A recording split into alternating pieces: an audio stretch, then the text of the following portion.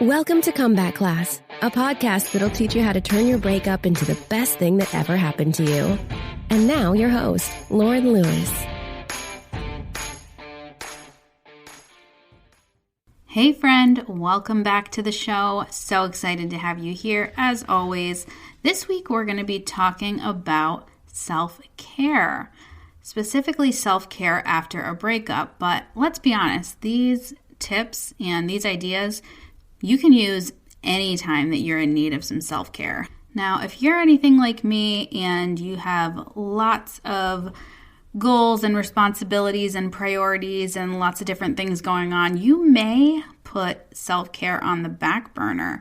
I will fully admit that I am one of these people. I tend to forget to take care of myself in certain ways sometimes. So this was actually pretty helpful for me to be able to do some research on this and figure out where I am succeeding in certain areas and where I'm maybe lacking a little bit, or I could focus a little bit more of my efforts on. It's so interesting because a lot of us work really hard to take care of things like take care of our careers and our families, but we don't take nearly as much time to take care of ourselves. It's funny, I actually just adopted a dog from the shelter right before Christmas, and he was a stray. So I took him in right before Christmas, and it's been quite an adventure thus far. But I noticed that I am doing so many things for this dog.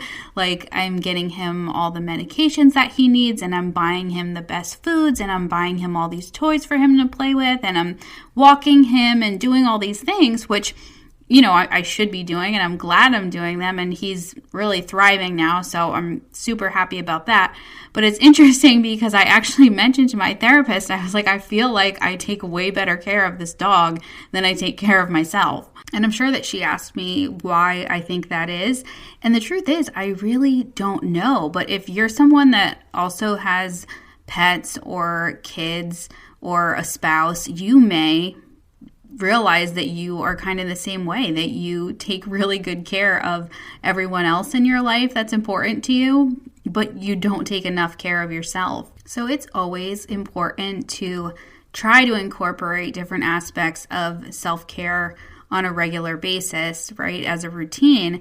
But if you are going through something like a breakup, it's going to be extra important because when we go through a breakup, sometimes we can just start to feel really apathetic and just not care like we used to care.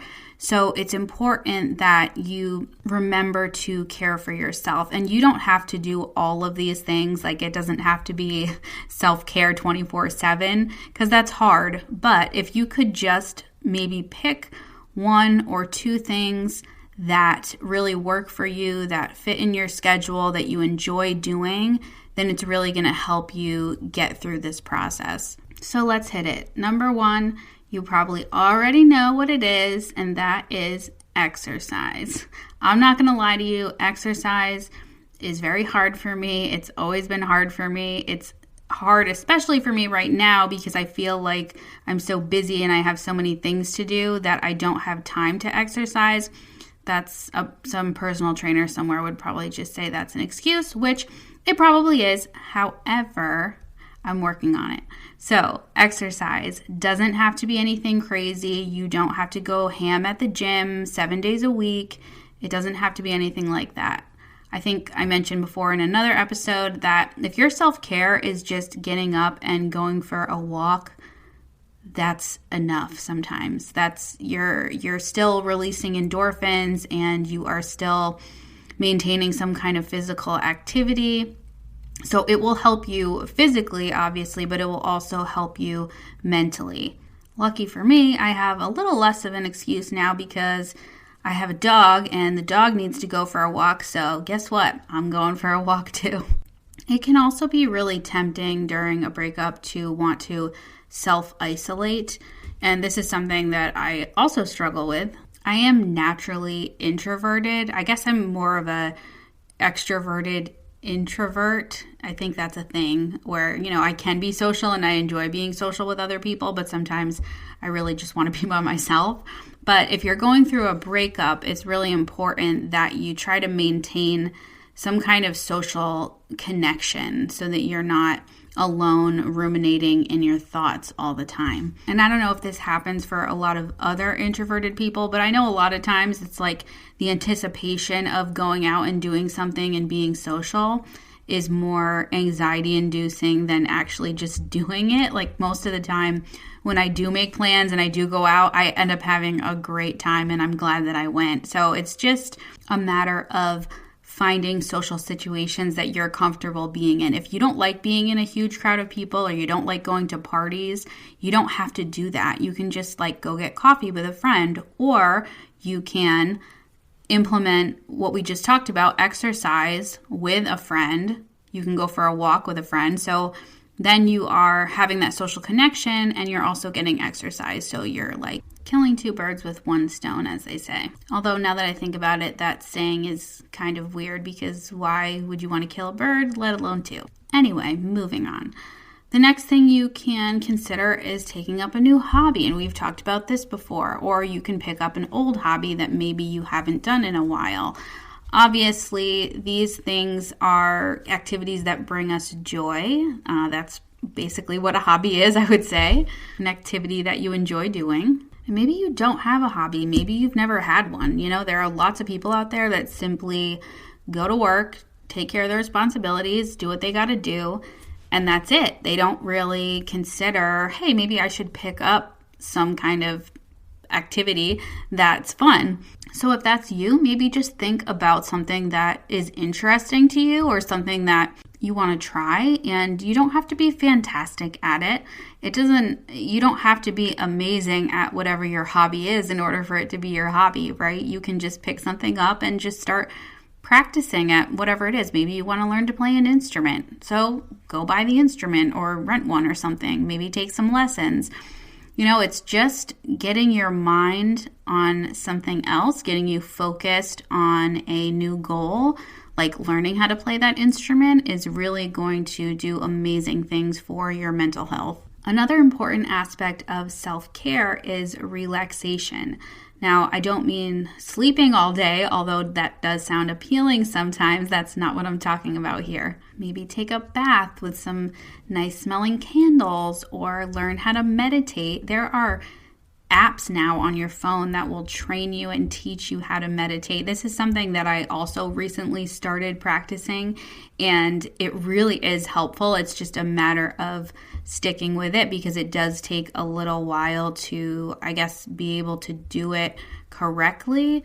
I shouldn't say correctly, but sometimes it is a struggle just to stay present and to not do anything. So that's what I mean. It just takes some practice to really be able to be still in that way. Another practice that I really love is yoga. I started doing yoga quite a few years ago now, and I don't keep up with it on a daily basis, but I have taken classes, and it's just really relaxing. And even if you're not a super active person or a super fit person, it's good exercise. You'll see that, and it feels really good to stretch, but it's also really good for your brain. I actually last weekend tried goat yoga, which was hilarious. It was so much fun. We went to a farm and did yoga, and there were a bunch of goats kind of moseying around and hanging out with us while we were doing the yoga.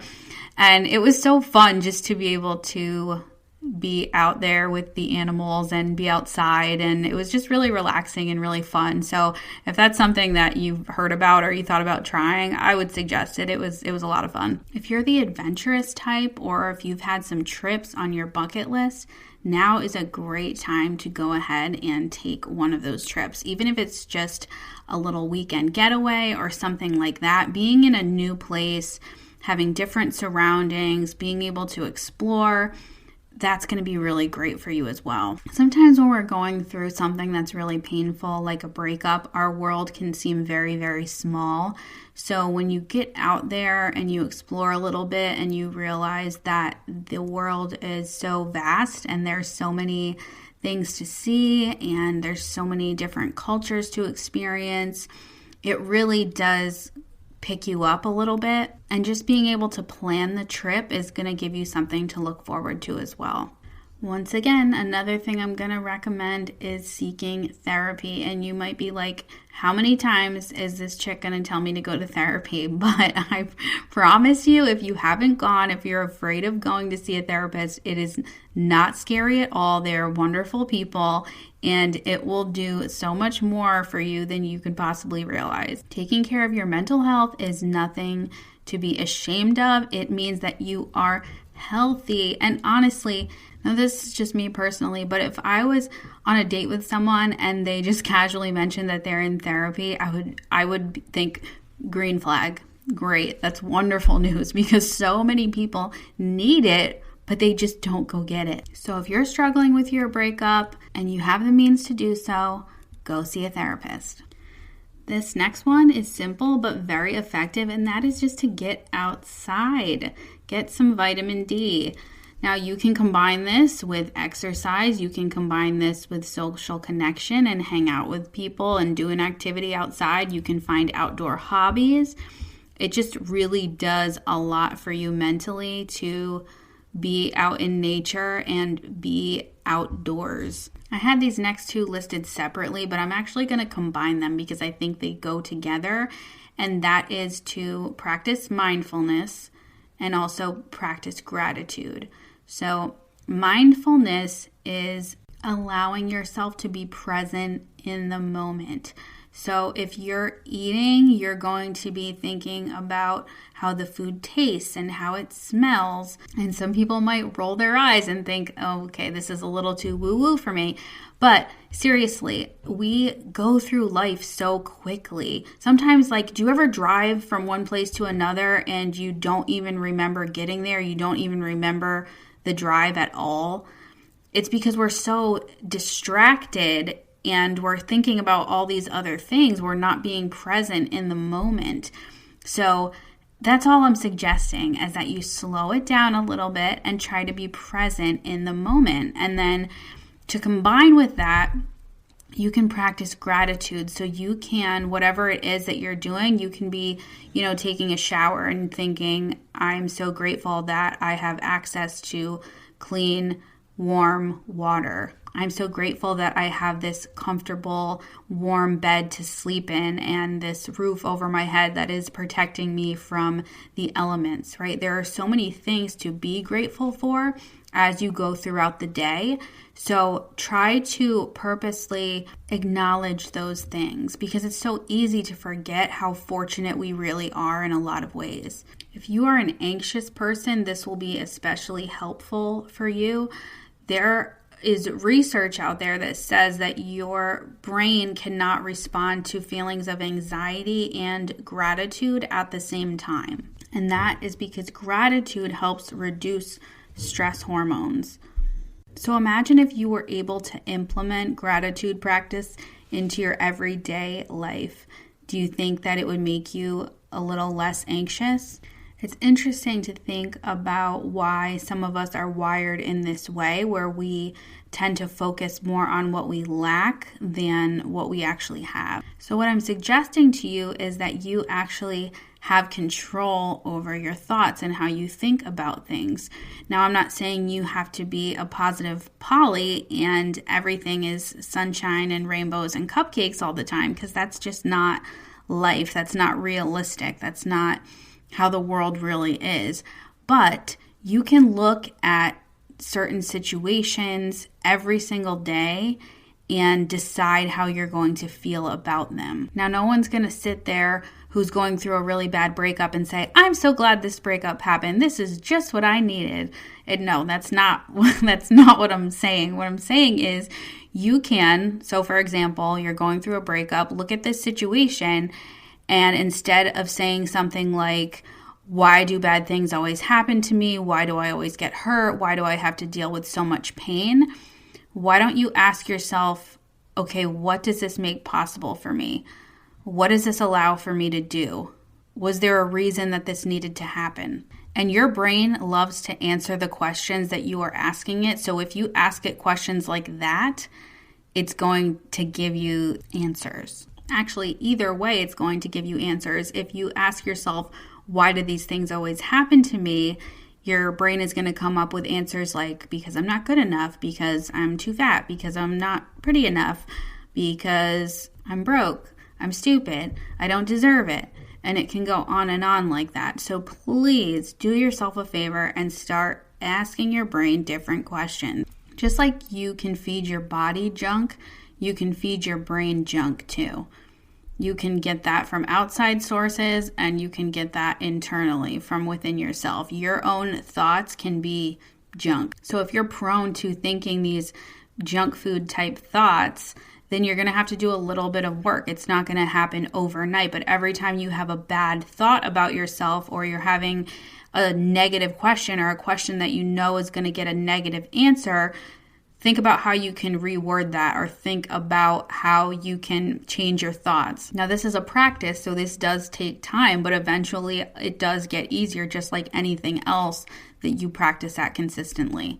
Now, my final tip for practicing self-care, and this one I think is the most fun, and that is working on personal growth and reflecting on your goals. Now, if you have never thought about your personal growth and you don't really have any goals, you've never established them, then I want you to do this. Take a moment, or take an hour, I don't really care. Just ask yourself, what do I want?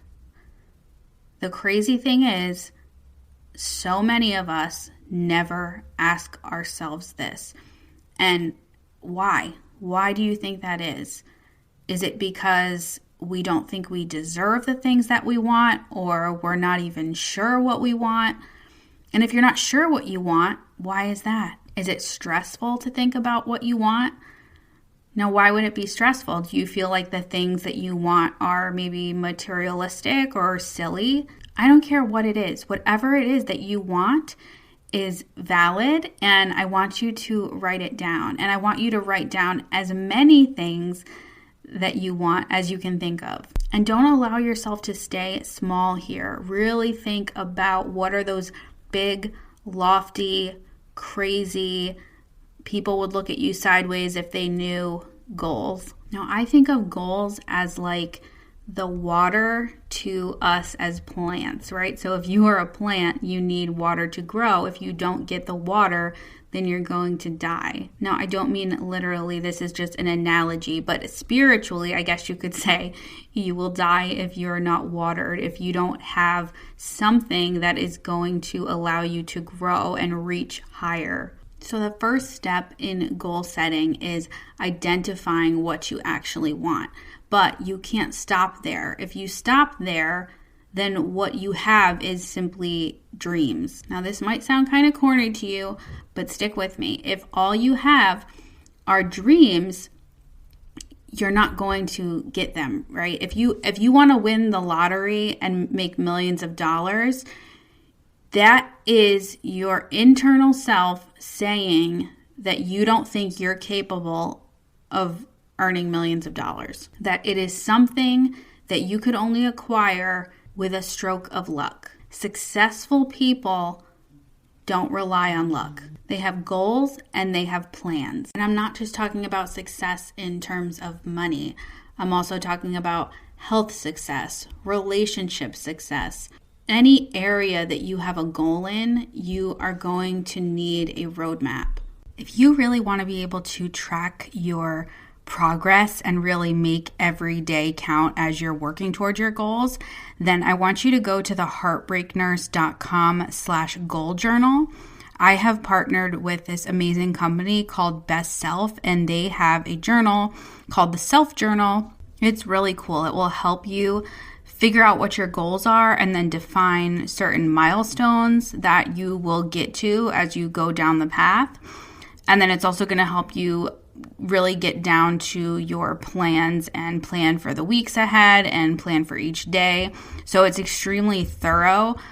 And then at the end of each week, you'll be able to reflect and write down what worked, what didn't work, and really just give you clarity and some perspective that will help keep you motivated as you are going along on this journey. Studies have shown that simply writing down your goals increases your chances of reaching them. So if you feel like having a goal journal would be helpful for you, then I highly recommend the Best Self Journal. You can find it at theheartbreaknurse.com/goal journal. Thanks for coming and hanging out with me this week. Next week, we are going to be talking about the holiday that everybody loves to hate, and that is Valentine's Day. Until then, make sure you subscribe to the show so that you never miss a new episode, and feel free to leave a review. I would so appreciate it. If you have a question that you would like answered on the show, you can always email me. It's hello@theheartbreaknurse.com, and I will be glad to help you as best I can. Bye-bye for now. Are you ready and determined to make this next season of your life the best season of your life? I believe that any person who is willing to invest in their personal growth has the ability to accomplish anything. And I want to give you the tools to make that happen. That's why I created Heartbreak Hero. It's my premier program designed to help high-value people just like you heal from their breakup, discover who they truly are, and find their ideal partner. Visit theheartbreaknurse.com to sign up now and get ready to make your comeback.